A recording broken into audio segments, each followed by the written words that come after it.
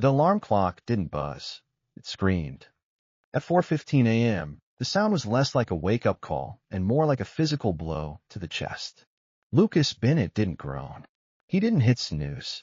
He couldn't afford the luxury of 5 more minutes. In the grim mathematics of his life, 5 minutes of extra sleep meant 5 minutes late to the breakfast table, which meant missing the 7:05 bus, which meant being late to Sterling Croft Global, which meant losing the job that was barely keeping him and his 7-year-old daughter, Lily, afloat. Lucas swung his legs out of bed, his feet hitting the cold linoleum of the small basement apartment in Queens. He rubbed his face, feeling the grit of exhaustion in his eyes. He was 32 years old, but in the mirror above the cracked bathroom sink, he looked 40. There were gray streaks prematurely invading his dark hair, and the shadows under his brown eyes were permanent fixtures, like bruises that refused to heal. He moved through the morning with the efficiency of a machine. Shower 3 minutes, lukewarm to save on the gas bill. Dress, white shirt, carefully ironed the night before, cuffs slightly frayed but hidden under his jacket. Coffee instant, black, bitter. At 5 a.m., he sat at the small kitchen table, opening his laptop.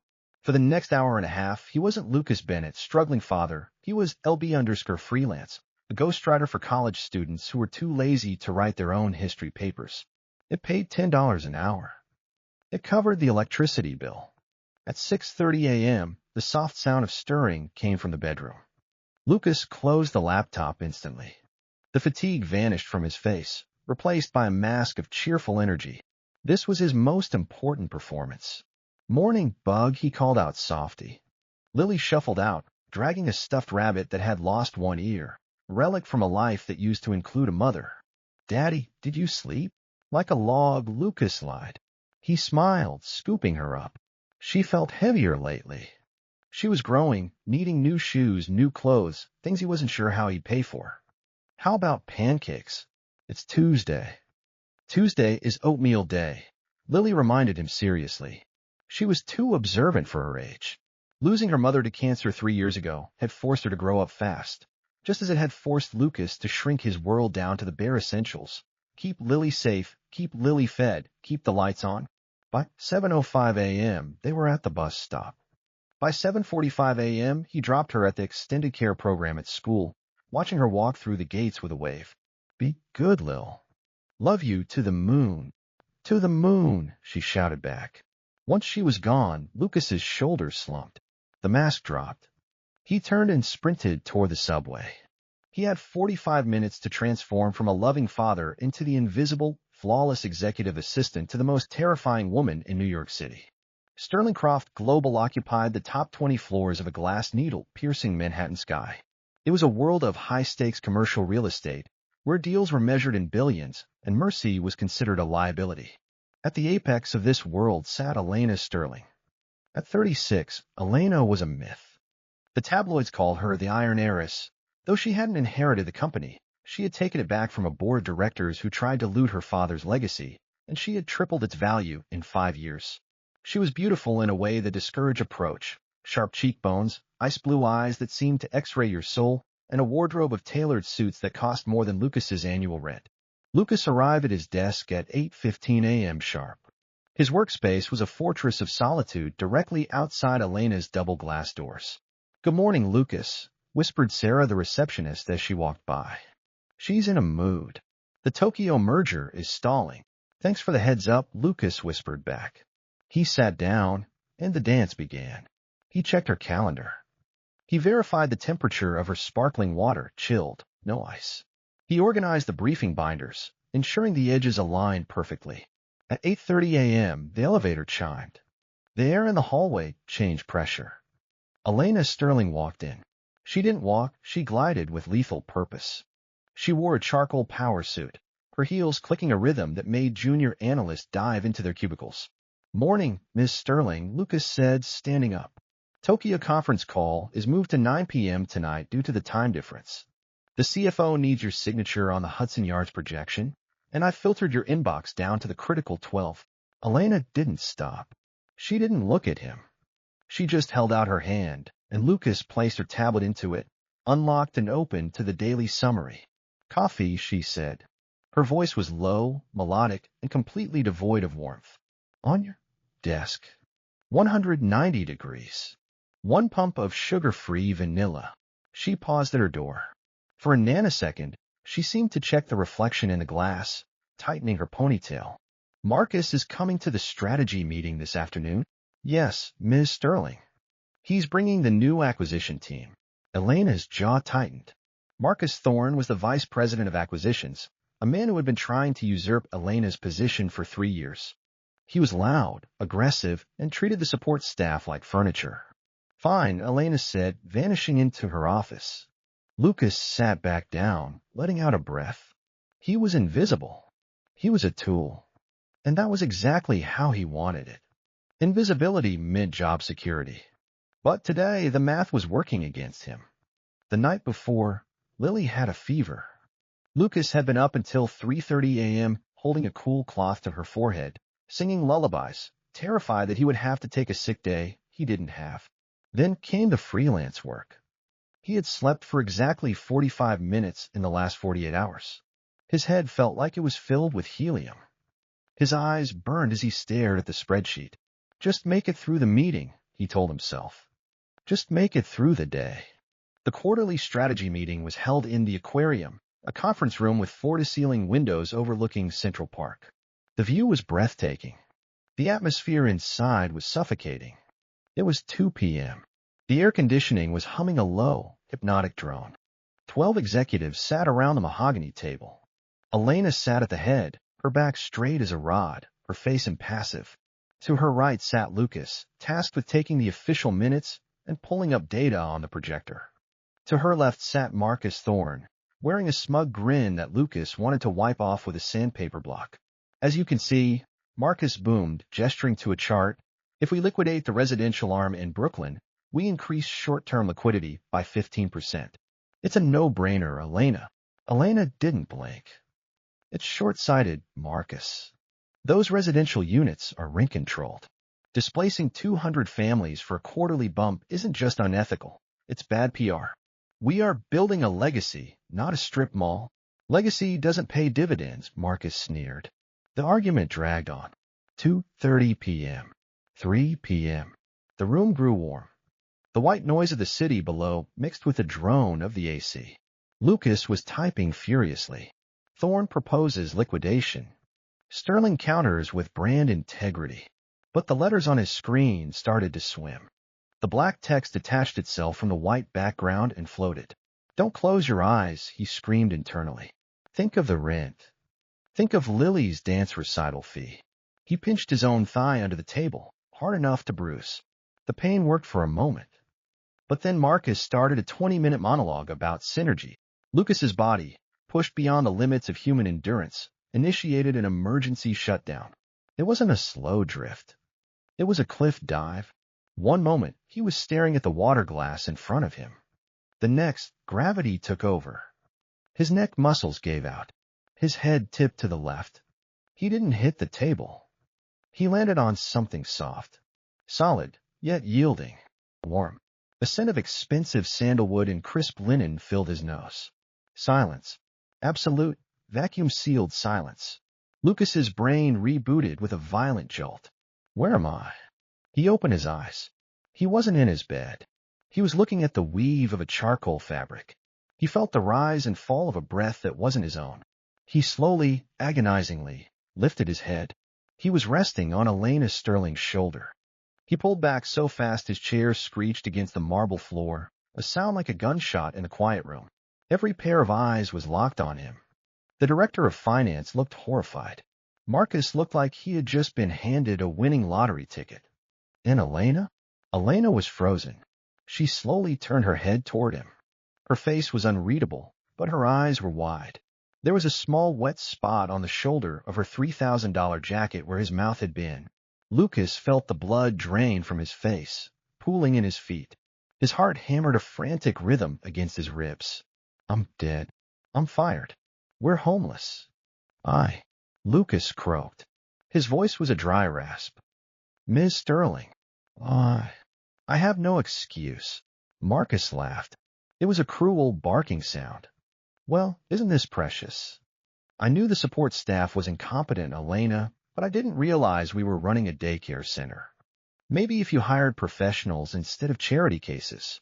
Get out, Elena said. Lucas closed his eyes. This was it. I'll pack my things, he whispered, standing up on shaking legs. Not you, Elena said. Her voice cut through the room like a diamond cutter. She wasn't looking at Lucas. She was looking at Marcus. Everyone else, Elena said, her voice rising just an octave, authoritative and dangerous. Meeting adjourned. We reconvene tomorrow at 9 a.m. Clear the room. Elena, you can't be serious, Marcus sputtered. The man fell asleep on you. It's a disgrace. I said. Elena turned her gaze on Marcus, and the temperature in the room seemed to drop 10 degrees. Get out.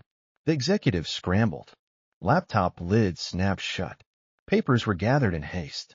Marcus shot Lucas a look of pure venom, adjusted his tie, and stormed out, slamming the glass door behind him. The silence returned. It was just the two of them.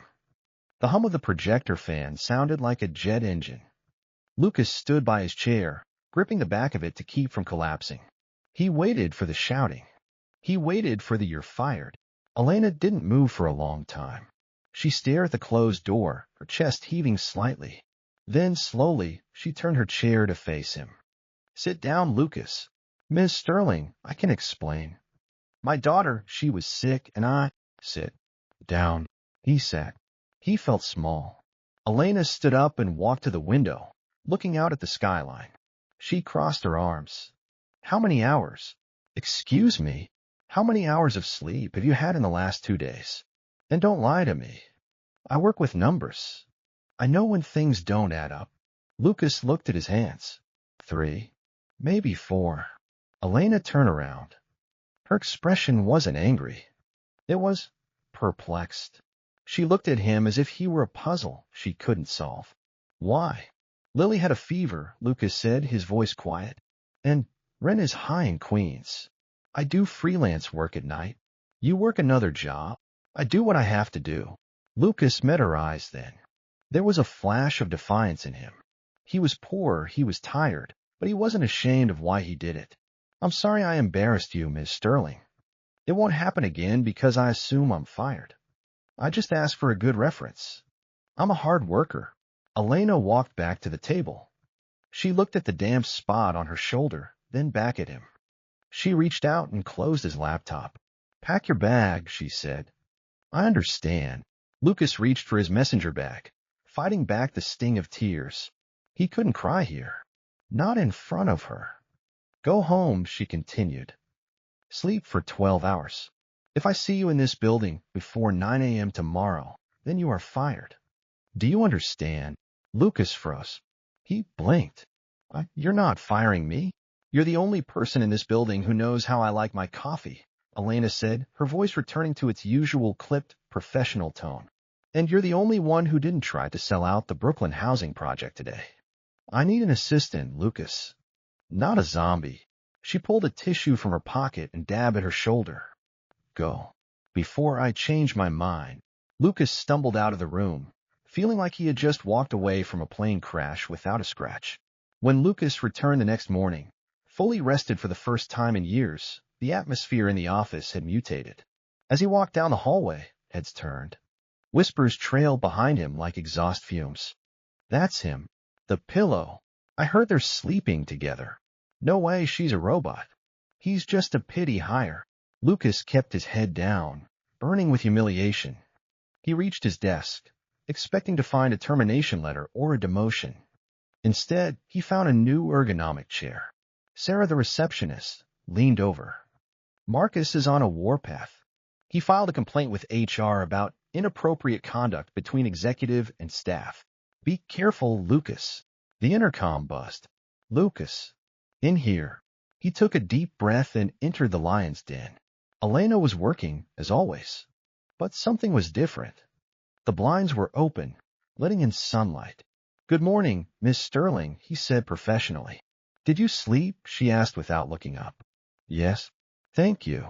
I can't thank you enough. Don't thank me. Make me confident in my decision to keep you. She slid a file across the desk. Marcus is trying to leverage the board against me. He claims I'm emotionally compromised because I didn't fire you. He wants to prove you're incompetent. Lucas straightened his spine. I'm not. I know, Elena said. She finally looked up. Her eyes were still cool, but the ice had cracked slightly. This is the diligence file on the Tokyo merger. It's a mess. The analysts missed something. I can feel it. I need you to find the flaw. Prove to me that you're more than just a coffee fetcher. I'm on it. For the next week, Lucas worked with a ferocity that frightened the interns. He poured over thousands of pages of Japanese contract law and financial disclosures. He stayed late, not because he had to, but because he wanted to be the shield she needed against Marcus. He also noticed the small things. Elena stopped sending him emails after 6 p.m. When he ordered lunch for the boardroom, she ordered an extra sandwich for him. By mistake, she claimed. And once, when he showed her a picture of Lily that had fallen out of his wallet, she didn't dismiss it. She stared at the girl with a gap-toothed smile for a long moment. She has your eyes, Elena had said softly, before quickly asking for the quarterly projections. But the world outside their office wasn't so kind. Marcus cornered Lucas in the break room on a Thursday. Enjoying the view from the top, Bennett? Marcus sneered, pouring coffee. Everyone knows why you're still here. It's pathetic. A grown man, playing the struggling dad card to get under the boss's skirt. Lucas gripped his mug. I'm here because I do my job, Mr. Thorne. You're here because she's lonely, Marcus laughed cruelly. But don't worry. The board meeting is next month. Once I expose her lack of judgment, she'll be out. And you'll be back to scrubbing toilets or whatever you people do. Lucas wanted to punch him. Instead, he smiled a tight, dangerous smile. Careful, Marcus. You might slip. 2 weeks later, the annual Sterling Gala arrived. It was a black-tie event at the Met Museum. Attendance was mandatory for executive staff. I need you there, Elena told him. Ms. Sterling, I can't. I don't have a babysitter, and honestly, I don't own a tuxedo that fits. I've arranged for a nanny service. Verified, bonded, and paid for by the company. It's a work expense. She pointed to a garment bag hanging on his door. And that is a rental.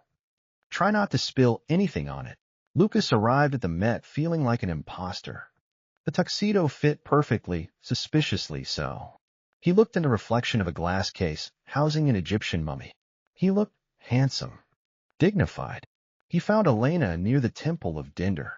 She was wearing a silver gown that made her look like moonlight carved into human form. She was surrounded by older men in suits, vultures circling.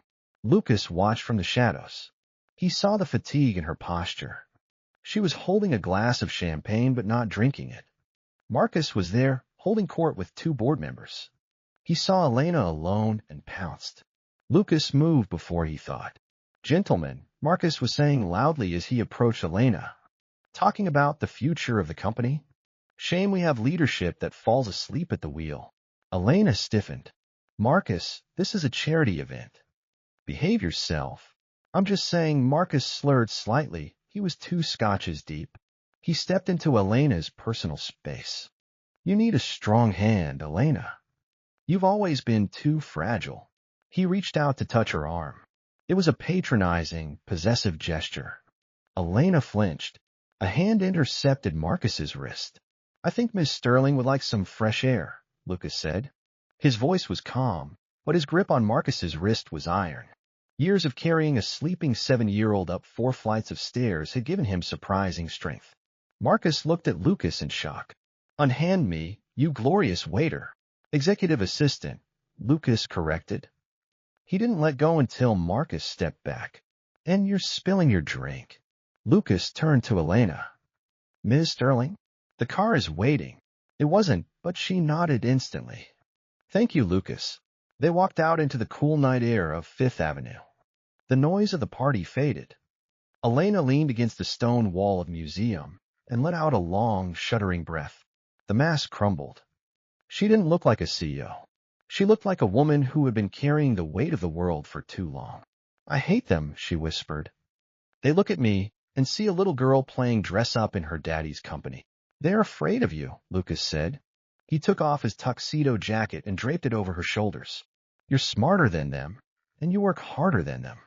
That terrifies small men. Elena pulled the jacket tighter. She looked up at him. The streetlights reflected in her blue eyes. Why do you stay, Lucas? I'm demanding. I'm cold. I made you work until you collapsed. Because you're honest, Lucas said. And because you gave me a second chance when no one else would. There was a moment, a charged electric silence, where the distance between them seemed to vanish. Elena took a half-step closer. Lucas could smell the sandalwood perfume again. Lucas, she started, her voice softening. Daddy, the spell broke. Lucas pulled out his phone. It was the nanny. I'm sorry, I have to take this, he stammered. Elena nodded, stepping back, the mask sliding back into place. Go. Family first.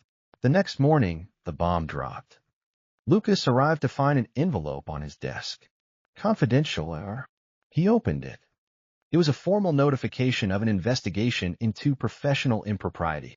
Attached were photos, grainy, out-of-context shots of Lucas putting his jacket on Elena at the gala, of them talking close in the office. Marcus. Lucas stared at the paper. He knew how this ended. Even if they were innocent, which they were, the scandal would hurt her. The board was looking for a reason to oust her. He was the reason. He didn't hesitate. He opened a Word document. Dear Ms. Sterling, please accept this letter as my formal resignation. He typed it out, printed it, and signed it. His hands shook. This job was the first time in years he felt financially safe. But he couldn't destroy her. He walked into her office without knocking. Elena was on the phone. She slammed it down when she saw him. Have you seen the email from HR? Marcus is. Lucas placed the letter on her desk. Elena stopped. She looked at the paper, then at him. What is this? It's the only way to stop the investigation, Lucas said, his voice hollow. If I leave, the conflict of interest is gone. Marcus has no ammo. You keep your company. Elena picked up the letter. She read it. Her face went pale, then red. She stood up, walked around a desk, and stood inches from him. You think this is noble? She asked quietly. I think it's necessary, right? Elena tore the letter in half, then in quarters. She threw the confetti onto the floor.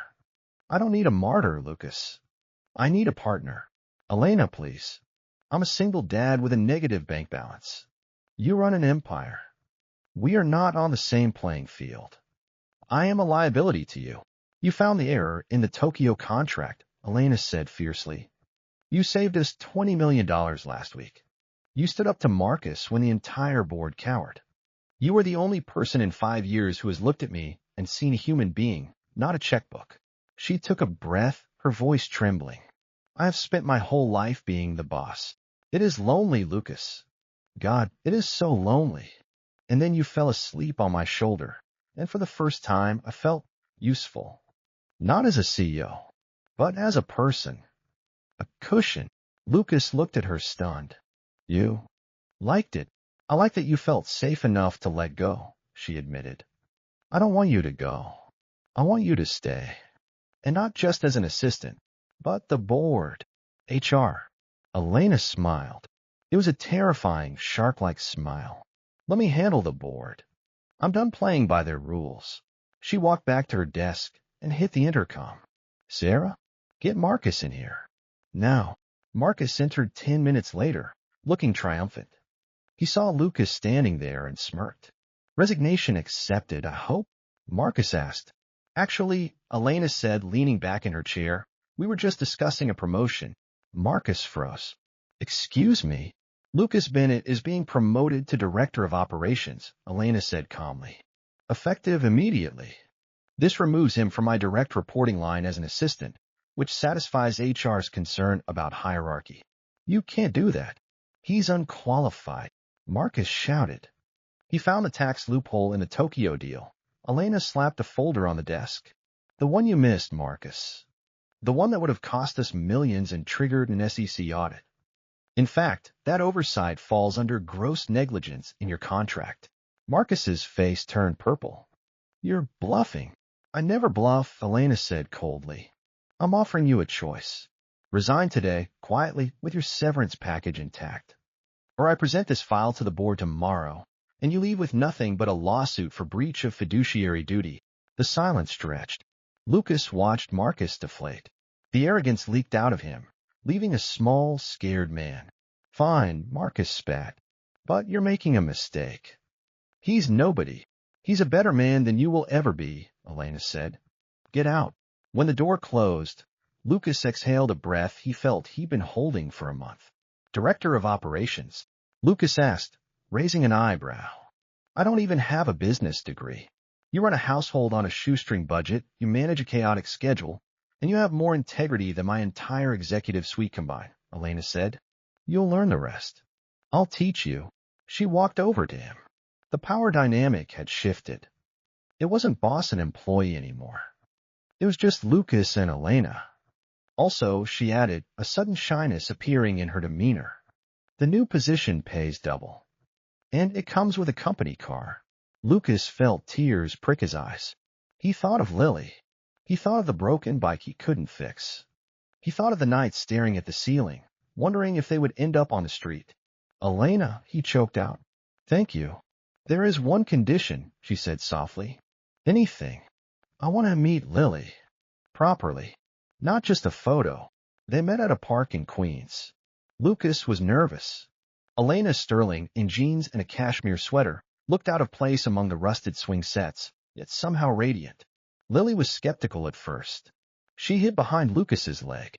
Hi, Lily, Elena said, kneeling down so she was at eye level. She didn't try to hug her. She just held out a small wrap box. I heard you lost your stuffed bunny's ear. I don't know how to sew very well, but I brought this. It was a sewing kit, and a small, high-quality plush rabbit. This is Mr. Hops, Elena explained. He's an architect rabbit. He builds tunnels. Lily's eyes widened. She took the rabbit. Does he eat carrots? Only organic ones, Elena said with a straight face. Lily giggled. Within an hour, the impossible happened. The Ice Queen was pushing a swing. She was laughing as Lily tried to teach her how to do a cartwheel. Elena failed gracefully. Lucas sat on a bench, watching them. The sun was setting, casting a golden glow over the gritty city park. For the first time in 3 years, the knot of anxiety in his chest completely unraveled.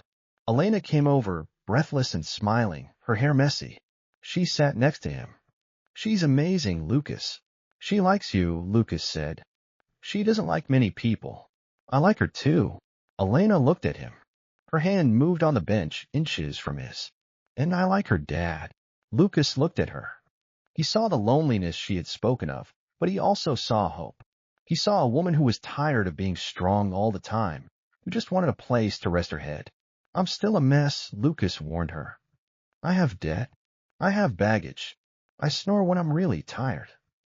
I have millions of dollars, and I'm afraid of thunderstorms, Elena countered. And I can't cook to save my life.